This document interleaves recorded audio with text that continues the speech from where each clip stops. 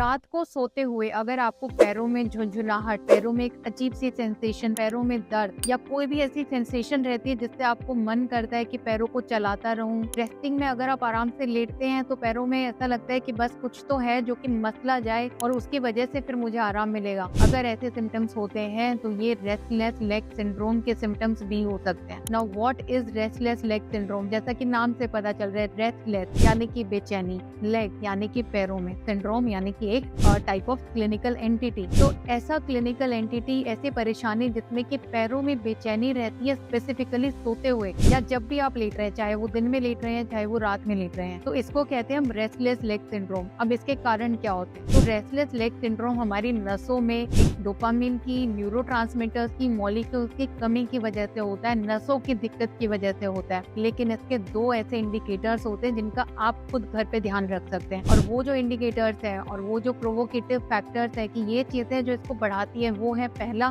Dehydration. अगर आप पानी कम पी रहे हैं तो आपको रेस्टलेस लेग सिंड्रोम यानी कि आरएलएस होने के चांसेस बढ़ जाते हैं। दूसरा, आयरन की कमी। अगर आपको अनीमिया है और अगर आपका हीमोग्लोबिन ठीक भी है लेकिन आपके आयरन प्रोफाइल में आपका सीरम आयरन और सीरम फेरेटिन जो कि आयरन का स्टोरेज बताता है वो कम है, तो भी आपको ये सिम्टम्स बढ़ सकते हैं। और क्योंकि ये दोनों ही कारण ऐसे कारण है जिनको कि ट्रीट किया जा सकता है, तो क्यों ना ट्रीट किया जाए, क्यों नसों की दवाई लेके उसको ठीक किया जाए जब हम इन कारणों पे एक्ट कर सकते हैं। तो आप न्यूरोलॉजिस्ट को तो कंसल्ट करेंगे ही, घर पे आपको किन चीजों का ध्यान रखना चाहिए, क्या ऐसी लाइफस्टाइल के चेंजेस हैं जो आपको करने चाहिए सो दैट आपकी ये प्रॉब्लम बढ़े ना बल्कि कम हो जाए, धीरे धीरे खत्म हो जाए। 3 चीजें। पहला, पानी का सेवन। तो दिन में कम से कम भी 8 ग्लास पानी 24 घंटे में पीना चाहिए। कम से कम 6 ग्लास तो जरूर पिए। मैंने मरीजों को देखा है जो बिल्कुल पानी नहीं पीते हैं, सुबह उठ के 2 ग्लास पानी लेते हैं और शाम होते होते 1 ग्लास और ले लेते हैं। 3 ग्लास पानी से आपका काम नहीं चलेगा। बॉडी सेल्स नीड वाटर, पानी की जरूरत रहती है। Your nerves also need water, your nerve cells also need water. तो पानी का क्वांटिटी प्रॉपर रखना पड़ेगा, स्पेसिफिकली अगर आपको ये दिक्कत आ रही है तो। Secondly, anaemia. अगर आपका हीमोग्लोबिन कम है या फिर आपका आयरन कम है या फिर आपका आयरन का स्टोरेज ही कम हो गया है, सीरम फेरेटिन लेवल कम है, उसको प्लीज नॉर्मल पर लेकर आए, फिजिशियन से मिले, डाइटरी चेंजेस करें। डाइट में आयरन रिच फूड आइटम्स में